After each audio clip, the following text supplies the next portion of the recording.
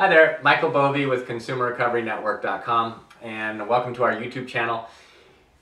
Today I want to cover a topic that I cover a great deal actually on the website, but I don't really touch on much in videos. I'm going to focus in this video and next several videos on debt buyers. And particularly in this video, I want to talk about finding debt buyers on your credit report, what you can do about it, what you should expect to do about it, what's realistic and what's not. So first of all, debt buyers are a real thing. It's a multi-billion-dollar industry every year. They bring in a lot of money, buying up, taking perfectly good money, and buying up debts that people have failed to pay. There are different types of debts that are sold. The most common type of debt you can find a debt buyer owning is unpaid credit card debt. And on your credit reports, sometimes these debt buyers on credit cards specifically are going to show up alongside your original creditor. So let's say, for example, that you did not pay Chase, your credit card to Chase, and they sold it off to a debt buyer. Chase is going to have a charge-off on your credit report, and then XYZ debt buyer is going to have a collection account, an active collection account.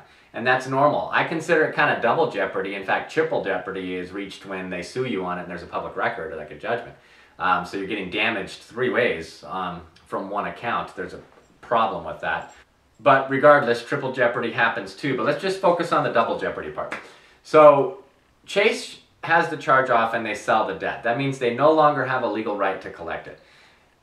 They should be reporting a zero balance owed if that's the case. So if you're wondering if a creditor, Chase or otherwise, has sold your account, one of the first things you can do is check to see if they're reporting a balance still owed to them on your credit report. If it shows zero, and obviously you didn't pay it back, you know you didn't pay it back, then they sold the rights, normally.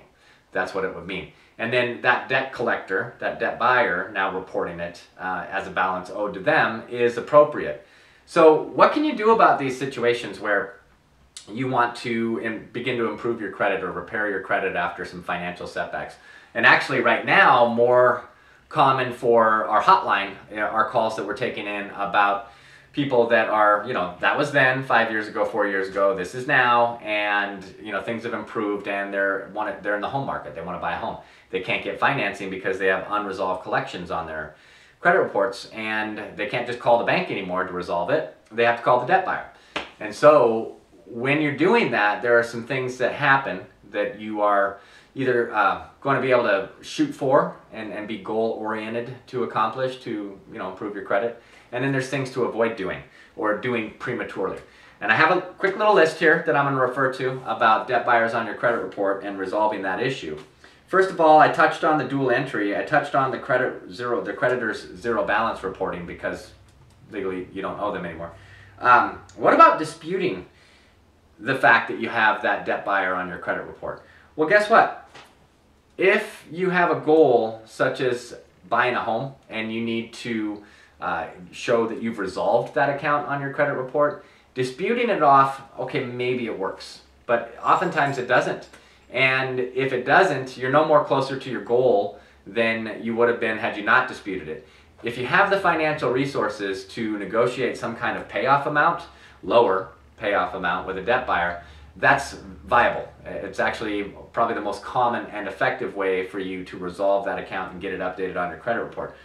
What if you're disputing that prior to trying to negotiate, just to see if you can get it to work, right?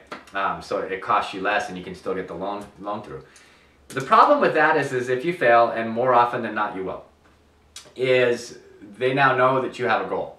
In fact, you don't even want to apply for a loan while you still have those accounts on there. Because if you apply for a mortgage loan and it doesn't go through, which it probably won't in today's lending environment with unpaid collection accounts, and then you go back to try and to the debt buyer and try and negotiate some kind of payoff, you've telegraphed to them because of the hard pull on your credit, like a tri-merge credit code type of credit pull. It's for a very specific purpose. It's to obtain a mortgage. And then now you're approaching them weeks after that happened. They know that you have a goal. They're going to be less negotiable. You can still negotiate, but it's more difficult. Same thing is if when you dispute and they receive that credit reporting dispute investigation from the credit reporting agencies, they're going to see that a few weeks later if that fails to be deleted, and you're contacting them to negotiate some kind of payoff. it's goal seeking. It's very evident to them. They're very intelligent monsters, these debt buyers.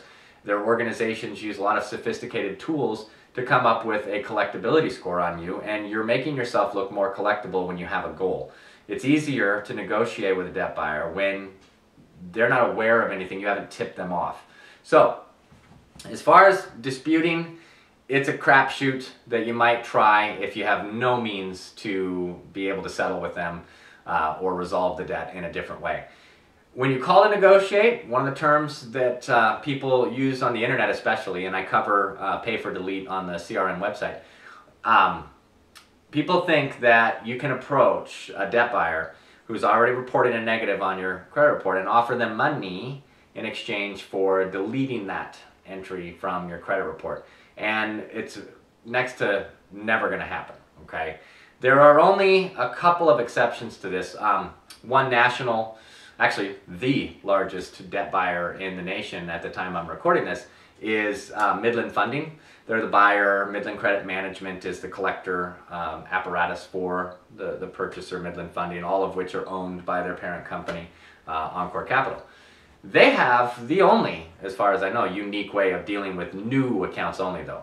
When they purchase accounts, they notify the people that they're collecting now, they own the legal rights to those debts and who they're going to collect from, that, you know, hey, they've got this account and they have options to work with you. If you catch those guys in the first like 60 or 90 days when they first get an account, they offer to keep it off of your credit report if you can jump into some kind of solution with them, whether that's payments or settlements.